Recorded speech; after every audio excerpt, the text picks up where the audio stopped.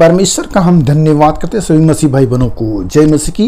मेरे प्यारों, आइए प्रभु का वचन सुने और अपने जीवन में जो भी दुख परेशानियां हैं प्रभु के हाथ में सौंप दे।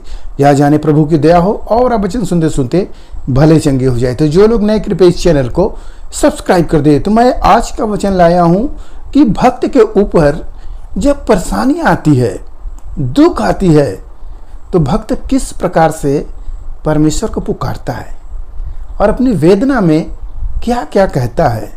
क्योंकि जब आदमी चिंता में, दुख में, दर्द में, तकलीफ में जब होता है, तब वो परमेश्वर को याद करता है और परमेश्वर का वचन ही उसको शांति देता है। हालेलुया। तो मैं उस वचन को पढ़ता हूँ जिससे कि आपको शांति मिले और आपको चंगाई भी मिले।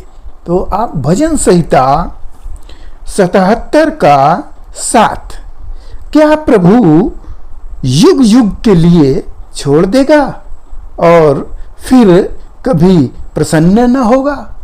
परमेश्वर से भक्त ये पूछ रहा है, ये कह रहा है कि क्या परमेश्वर युग युग के लिए, सोचिए युग कितना होता है, युग युग के लिए क्या परमेश्वर हमें छोड़ देगा? क्या वह हम पर दया नहीं करेगा? क्या वह हमको भूल जाएगा? क्या वह हम पर करुणा नहीं करेगा? मेरे प्यारों, हर एक व्यक्ति के जीवन में परेशानियां आता है, परंतु जो प्रभु के लोग होते हैं वो लोग प्रभु को ही याद करते हैं और उस दुख में वो जानते हैं कि हमें प्रभु ही छुटकारा दे सकता है। क्योंकि मनुष्य का किया हुआ उद्धार व्यर्थ होता है और परमेश्वर की सहायता से हम वीरता दिखाएंगे, क्योंकि वही हमारे सब शत्रुओं को रौंदता है। हालेलुया। ये दाऊद कह रहे हैं कि परमेश्वर पर भरोसा करना अच्छा है। तो हम जब दुख में हो तब परमेश्वर को पुकारें, क्योंकि परमेश्वर ही हमारा उद्धार करता है। क्योंकि न तो आदमी न तो प्रधान, कोई भी आपका उद्धार नहीं करता, वो नहीं कर सकता, क्योंकि उनमें उद्धार करने की तनिक भी शक्ति नहीं है। हालेलुया। वो भी एक दिन मरेंगे और समाप्त हो जाएंगे, उनकी सारी कल्पना खत्म हो जाएगी। तो मेरे प्यारों, कोई छुटकारा नहीं दे सकता, परमेश्वर ही वह आपको दृढ़ करता है। तो यहाँ भक्त पुकार रहा है, क्या परमेश्वर हमें युग युग के लिए छोड़ देगा और फिर कभी प्रसन्न न होगा? प्रभु से ऐसा कह रहा है। क्या प्रभु हमसे प्रसन्न नहीं होंगे? जानते हैं, जब प्रभु प्रसन्न होते हैं तब आप आनंदित होते हैं, बीमारियां परेशानियां जाती है। और जब प्रभु क्रोधित होते हैं तब क्या होता है? दिक्कत होती है। और सुने, क्या उसकी करुणा सदा के लिए जाती रही? क्या उसकी वचन पीढ़ी पीढ़ी के लिए निष्फल हो गया है? क्या प्रभु पीढ़ी से पीढ़ी या जो वचन दिए हैं प्रभु, क्या वो व्यर्थ हो गया, निरर्थक हो गया, क्या निष्फल हो गया? क्यों ऐसा कह रहा है? क्योंकि वो अपने दुख में परमेश्वर से वचन लगा लगा कर प्रभु से प्रार्थना कर रहा है और उसकी प्रार्थना सुनी नहीं जा रही है और दुख में वो पड़ा हुआ है। जैसे आपके जीवन में परेशानी आई है और आप प्रभु को पुकार रहे हो, कितना दर्द है, कितना आपके अंदर परेशानी, चिंताएं हैं, वो आप जानते हो। ऐसे ही भक्त कहता है, क्या परमेश्वर हमसे प्रसन्न नहीं होगा? क्या वो उसका वचन निष्फल हो गया है? हालेलुया। और लिखा, क्या परमेश्वर अनुग्रह करना भूल गया? क्या उसने क्रोध करके अपने सब दया को रोक रखा है? मेरे प्यारों, क्या परमेश्वर अनुग्रह करना हम पर नहीं अनुग्रह करेगा? क्या जैसे हमें चुना था, क्या फिर हमें नहीं करेगा? क्या हम ऐसे ही परेशानी में रहेंगे? क्या परमेश्वर हम पर दया करना, क्या अपने हाथ को रोक लिया है? इस प्रकार से भक्त पुकार रहा है। हालेलुया।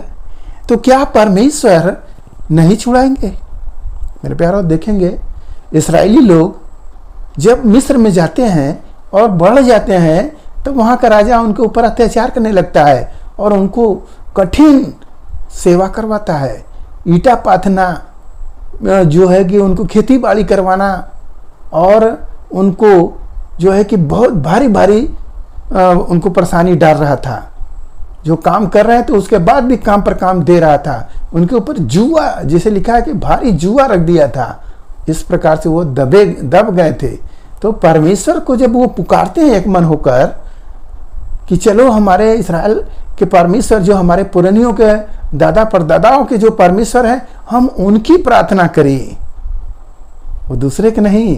क्योंकि उस देश में तमाम ईश्वर कहलाने वाले पत्थर के थे, उनसे नहीं। वो लोग कह रहे हैं हमारे दादा परदादा जिस परमेश्वर की पूजा करते थे, जिसकी आराधना करते थे, जिसे वो मांगते थे, वो परमेश्वर के हम सब प्रार्थना करें।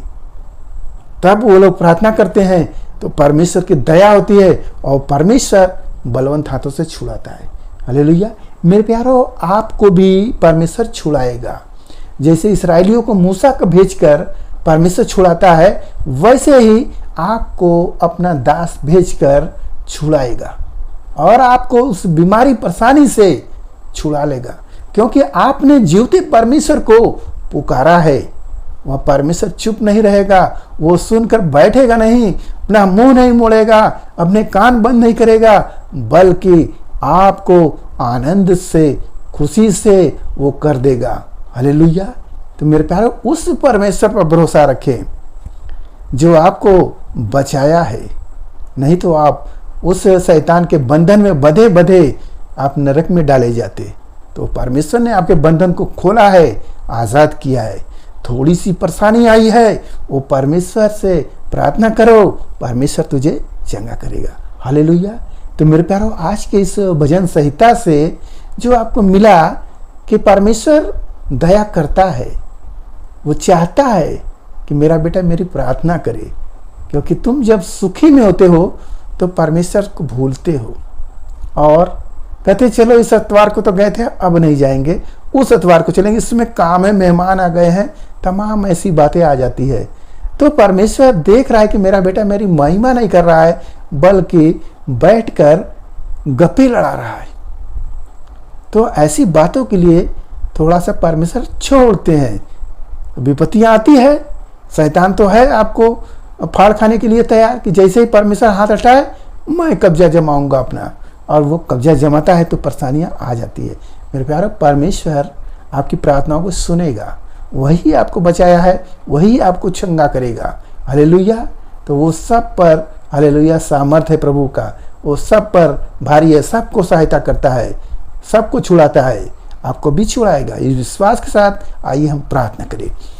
महान परमेश्वर, माँ का धन्यवाद करते इस मिश्रा आज के दिन प्रभु जो यह वचन मिला, जितने सुने प्रभु उन्हें आशीष मिले, उनके घर परिवार में सुख शांति बनी रहे, सभी लोग भले चंगे रहे। धन्यवाद करते हुए प्रार्थना यीशु मसीह के नाम में, आमीन।